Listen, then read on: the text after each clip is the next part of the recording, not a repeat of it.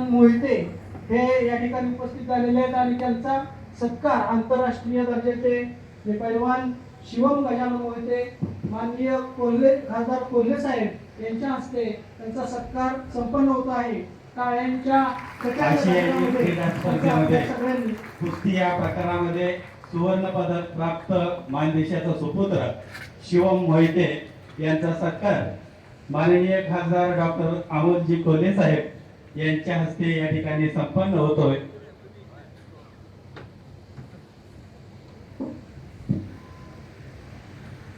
मनपूर्वक अभिनंदन पैलवान. या कार्यक्रमाच्या अध्यक्ष माननीय चंद्रकांत दळवी साहेब यांनी भविष्यातील एमपीएससीचे बदलते स्वरूप स्पष्ट केल्यानंतर आता आपण ज्यांची उत्सुकतेने वाट पाहत आहात ते शिवछत्रपती आणि शंभूराजे पोहोचवण्यासाठी आपले स्वतःचे राहते घर विकणारे ज्वाज्वल्य शिवशंभू प्रेमी कोल्हे साहेब यांना विनंती आहे आपण आम्हाला मार्गदर्शन करावे. जय शिवराय.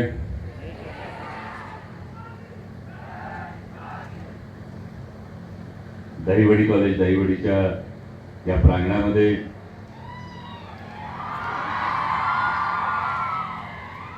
या रोजगार आणि स्वयंरोजगार मेळाव्यासाठी उपस्थित असणारे रयत शिक्षण संस्थेचे मॅनेजिंग काउन्सिल, माझे मार्गदर्शक प्रभाकरजी देशमुख सर, रयत शिक्षण संस्था साताऱ्याचे चेअरमन चंद्रकांतजी दळवी सर, प्राचार्य साळुंके सर, व्यासपीठावरील सगळेच मान्यवर पत्रकार बांधव आणि आपण सगळेजण.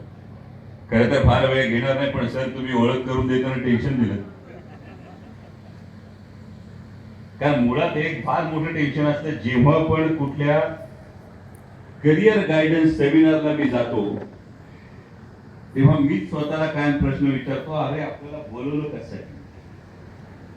कारण समोर बसलेली पोरं तर नक्की विचार करणार आहेत, अरे चांगला डॉक्टर झाला होता, मध्येच बदलला ऍक्टर झाला, चांगलं ऍक्टिंगचं आपलं दुकान चाललं होतं, ते सोडलं थेट राजकारणात आला, खासदार झाला, मग हा नेमका कशावर बोलणार आहे याविषयी अनेकांच्या मनात प्रश्न असेल असं वाटत होतं.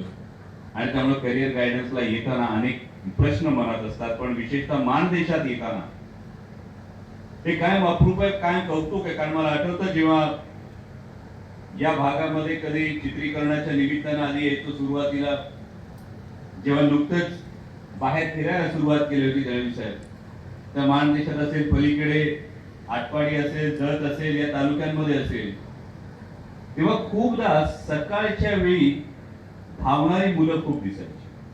आणि मी अगदी नवखा होतो, मी एकदा प्रश्न विचारला की ही एवढी मुलं का धावतात? तेव्हा मला कळलं की लष्कराच्या भरतीसाठी, पोलीस भरतीसाठी हा सराव या परिसरात कायम केला जातो. पण जेव्हा पुढे राजकारणात आलो, समाजकारणात आलो आणि त्यानंतर एकाहून एक प्रशासकीय अधिकाऱ्यांची यादी यायला लागली, तेव्हा त्यात मानदेशातल्या अनेकांची नावं ही अभिमानानं दिसायला लागली. तेव्हा एक गोष्ट समजली आणि त्या ऍडव्हर्सिटीचा दळवी साहेबांनी उल्लेख केला, तेव्हा मला असं काय वाटलं, एखाद्या रेन फॉरेस्टच्या परिसरामध्ये जर एखादं झाड वाढलं तर त्याचं तेवढं कौतुक राहत नाही, पण जेव्हा माळरानावर एखादा वृक्ष बहरतो तेव्हा त्या जगाचं लक्ष त्या वृक्षाकडे वेधलं जातं. मला वाटतं हा त्या ऍडव्हर्सिटीचा परिणाम. आणि विशेषतः ग्रामीण भागातून जेव्हा तुम्ही प्रशासकीय सेवांमध्ये येता, ग्रामीण भागातून जेव्हा तुम्ही करिअरची सुरुवात करता, तेव्हा एक गोष्ट जाणवली ती म्हणजे जर पायाला वेळेत माती लागली असली तर मातीशी नातं जुळतं आणि त्यानंतर तुम्ही कुठेही करिअरच्या ठिकाणी पोहोचलात तर मातीशी इमान बाळगलं जातं. तर पायाला माती लागली तर मातीशी इमान बाळगलं जातं.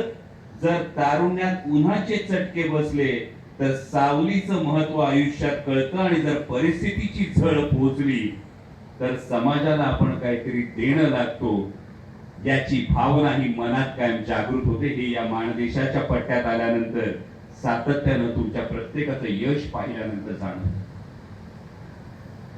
आणि विशेषतः युपीएससी एमपीएससी मध्ये फार जास्त काय मी का बोलणार, म्हणजे दोन प्रशासकीय अधिकारी बाजूला असल्यानंतर खरं तर समाजकारणात राजकारणात असलेल्या माणसाने फार बोलता येत नाही. खुर्चीत बसल्यानंतर प्रशासकीय अधिकाऱ्यांना बोलून त्यांच्याकडून अपडेट घेता येतात, पण सुखाचं आयुष्य ते असतं. बरोबर ना? म्हणजे काय असं म्हणतात बघ, राजकारणी कोणी असेल, दादा असेल, बाबा असेल, 10 होर्डिंग लागत असतील, आजूबाजूला कार्यकर्ते दिसत असतील, सगळं असतं ना, बरोबर? म्हणजे विशेषतः पुढे न बसता एवढ्या घामाचं हे करून माग त्या जनरेटरला पाय टेकून कशी सगळी बसली असं म्हणणारा सुद्धा एक टोळकं कायम असतं. पण गमत अशी असते, राजकीय व्यक्ती, राजकारणातला व्यक्ती, समाजकारणातला जो व्यक्ती असतो त्याला दर 5 वर्षांनी परीक्षेला सामोरं जायचं असतं. निवडून आला तर दर 5 वर्षांनी सामोरं जायचं असतं. प्रशासकीय सेवेचं बरं असतंय, म्हणजे जे काही फिक्स डिपॉझिट ते एकदाच टाका, एकदा परीक्षा एकदा पास झाली की रोजची जी परीक्षा असते ती त्या प्रशासनातली परीक्षा असते. पण या पद्धतीनं दोन्ही चाकं, म्हणजे जेव्हा आपण लोकशाहीचे 4 स्तंभ म्हणतो, या लोकशाहीच्या 4 स्तंभांमध्ये शासन येतं, प्रशासन येतं, न्यायपालिका येते आणि माध्यम येतात. आणि यातलं कुठलं तरी एक पिलर आपण व्हावा हे तुमच्या सारख्या युवा शक्तीला वाटणं, मला वाटतं हे जास्त महत्वाचं. कारण इथं बसलेला प्रत्येकच जण युपीएससी क्लिअर होईल असं माहित नाही, प्रत्येकच जण एमपीएससी क्लिअर होईल असं माहित नाही, प्रत्येकच जण स्वयंरोजगाराच्या माध्यमातून एक फार मोठा उद्योजक होईल असं माहित नाही. मग मी नेमकं काय बनायचं आणि मी का हे निवडतोय याचं उत्तर प्रत्येकाकडे असलं पाहिजे. आता तुम्हाला वाटत असेल हा याचं लय बरं आहे, उभं राहून बोलायला काय जातंय, गंमत सांगू, खरी सांगू,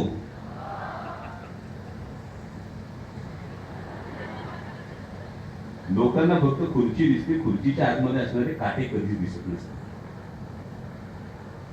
त्यामुळे खरं तर येणार होतो युवा महोत्सवासाठी, बरोबर? आता शिक्षकाच्या चेहऱ्यावर हसू खुललंय. खरं तर येणार होतो युवा महोत्सवासाठी. युवा महोत्सवासाठी येत असताना असं कळलं की राजकीय व्यक्तींना युवा महोत्सवामध्ये यापुढे बोलवायचं नाही असं मला काहीतरी कळलं. विचार करा, देशाचं राजकारण कुठं चाललंय, देशाचं राजकारण हे का चाललंय, हा निर्णय का घ्यावा लागतो, याच्यात एक चिंतनाचा भाग आहे की एकूण राजकारणाविषयी किंवा राजकारण्यांविषयी आमच्या मनात ती आस्था राहिली आहे.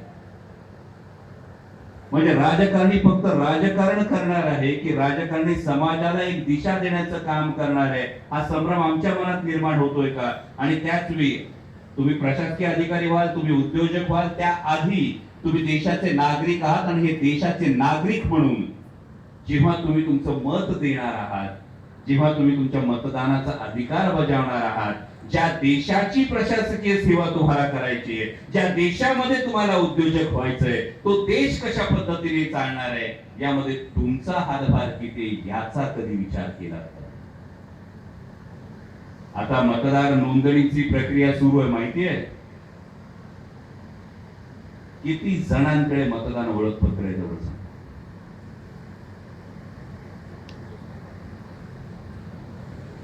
जरा आजूबाजूला बघा किती हात वर आहेत. मला या देशाचं प्रशासन चालवायचंय ही तुमच्या मनातली इच्छा आहे, मला या देशाचा अधिकारी बनायचंय ही तुमच्या मनात इच्छा आहे. पण हा देश चालण्यासाठी मला या देशाचा जबाबदार नागरिक बनायचंय ही भावना आधी मनात असणं गरजेचं आहे. मगाशी मुलीच्या स्टडीचा देशमुख सरांनी उल्लेख केला आणि देशमुख सरांनी हा उल्लेख करत असताना एक महत्वाची गोष्ट सांगितली, 65% जनता युवा आहे. मग 65% जनता युवा आहे. 7 महिन्यांवर जर लोकसभेची निवडणूक आहे, साधारणतः वर्षभराने जर विधानसभेची निवडणूक आहे, तुमच्याकडे अजून मतदान ओळखपत्र सुद्धा नाहीये, तुम्ही मतदान करायचं की नाही हेच अजून ठरवलं नाही. मग त्यानंतर कसा रस्त्याला खड्डा पडतो आणि कसा आमचा लोकप्रतिनिधी आम्हाला हवं तसं काम करत नाही हे म्हणण्याचा नैतिक अधिकार आपल्याला राहतो का, याचा एकदा विचार करणं गरजेचं. म्हणजे मगाशी दळवी सरांनी एमपीएससी मध्ये झालेले बदल सांगितले, पण दळवी सर खरं तर आमच्या शालेय शिक्षणातच फार मोठा बदल होण्याची गरज आहे. कारण मला आठवतं की जेव्हा मी शाळेत होतो तेव्हा नागरिक शास्त्र 20 मार्काचं होतं आता नागरिक शास्त्र जेमतेम 8 मार्काचं झालंय. 8 मार्काचं नागरिक शास्त्र आम्ही शिकतो. जर ट्विटरवर असलो तर ट्विटरवर म्हणजे आता एक्स वर, नाहीतर फेसबुकवर, नाहीतर इंस्टाग्रामवर आम्ही सातत्यानं बोलत असतो. कारण 3 विषय असेल आपल्या देशामध्ये. या 3 विषयावर कोणीही कधी कसंही आणि एक्सपर्ट ओपिनियन देऊ शकतो. क्रिकेट, बॉलिवूड आणि राजकारण. बरोबर ना? या 3 विषयावर आम्ही कधी कुठेही कसंही बोलू शकतो आणि किती एक्सपर्ट ओपिनियन देऊ शकतो. पण गंमत ही असते की जेव्हा आम्ही कोणत्याही विचारधारेविषयी, कोणत्याही विचार प्रणालीविषयी, एखाद्या राजकीय पक्षाविषयी, एखाद्या राजकीय नेत्याविषयी, एखाद्या राजकीय समस्येविषयी मग आम्ही ट्विटरवर व्यक्त होत असू, आम्ही फेसबुकवर व्यक्त होत असू, आम्ही इंस्टाग्रामवर व्यक्त होत असू, तेवढ्या पुरते आम्हाला व्ह्यूज मिळतात, तेवढ्या पुरते आम्हाला लाईक्स मिळतात. 4 मित्रांमध्ये आमची कॉलर टाईट होते म्हणून आम्ही हवा तसा रील टाकत असू. त्याचा काय परिणाम होणार आहे, त्याने कुणाचं मन दुखावणार आहे का, त्याने समाज भावना विस्कळीत होणार आहे का, याचा विचार करणार नसू तर आमचा पाया नेमका किती आहे? 8 मार्कांचा. आणि या 8 मार्कांच्या नागरिक शास्त्रावर जर 65% ज्या देशातली जो युवा आहे, हा युवा जर याच्या ज्या सामाजिक भावना, याच्या ज्या राजकीय जाणीवा आहेत, याच्या ज्या जबाबदाऱ्या आहेत, या फक्त 8 मार्कांवर पोहोचल्या जात असतील तर आधी मला जबाबदार नागरिक होणं फार गरजेचं आहे. ही खूणगाठ आधी मनाशी बांधायला हवी. मग एकदा जबाबदार नागरिक झाला की दुसरा टप्पा येतो, तो आधी चांगला माणूस होण्याचा. कारण तुम्ही कितीही पैसे कमवा, पैसे कमवल्यानंतर नेमकी असं कधी होतं का, पैसे कमवल्यानंतर जी भूक असते ही भूक वाढते का? शेवटी असतं जठर एवढीच मुठभर. बरोबर? मुठभर जठर असतं. जास्त पैसे कमवले म्हणजे 4 मुठी जठर होतं असं होते का? हा, म्हणजे मी 10 कोटी रुपये कमवतो असं म्हणा, फक्त म्हणा. स्वप्न बघायला काय हरकत नसते. पण मी 10 कोटी रुपये कमवतो म्हटल्यानंतर मी 10 भाकरी एका वेळी खातो असं होतंय का? जेवणाची पद्धत, एक पद्धत, दुसरी पद्धत, तिसरी पद्धत, त्या पलीकडे जाऊन शेवटी पोटाला जे लागतं ते तेवढंच लागतं. आणि गेल्यानंतर जेवढी लाकडं लागतात आणि जर दफन करणार असेल तर जेवढी जमीन लागते ना, ती सुद्धा तेवढीच लागते. त्यामुळे जन्माला आल्यानंतर घेतलेला पहिला श्वास आणि हे राम म्हणताना सोडलेला शेवटचा श्वास, याच्यामध्ये जे काही असतं त्याला आपण आयुष्य म्हणतो. ही आपल्याला दिलेली देणगी आहे. आणि त्यामुळे रेंगणाऱ्यांच्या गर्दीत सरपटत जायचं का ताठ मानेनं चालायचं, हे आपण फक्त ठरवायचं. आणि हे जर ताठ मानेनं चालायचं असेल तर फक्त हुल्लडबाजी करायला घोळक्यामध्ये म्हणजे मेंढरांचं कळप चालला आणि एखाद्या मेंढरांनी बॅं केलं तर बॅं कोणी केलं कळतच नाही. बरोबर का नाही? मग कळपासारखं जगायचंय की गरजत जगायचंय हे आपल्याला ठरवावं लागतं. आणि हे ठरवत असताना जेव्हा महत्वाचा मुद्दा येतो, मी प्रशासकीय अधिकारी बनेन, मी राजकारणी बनेन, मी उद्योजक बनेन, मी चांगली खासगी नोकरी करेल, मी काहीही जरी केलं तरी हे सगळं एका पारड्यात ठेवलं तर दुसऱ्या पारड्यात सगळ्यात महत्वाची गोष्ट असते, मी चांगला माणूस बनणार आहे. आणि त्यामुळे मी चांगला माणूस बनणं हे सगळ्यात जास्त महत्वाचं असतं. आणि चांगला माणूस म्हणजे नेमकं काय? आजकाल आम्हाला हेच सांगितलं जात नाही. चांगला माणूस बनायचं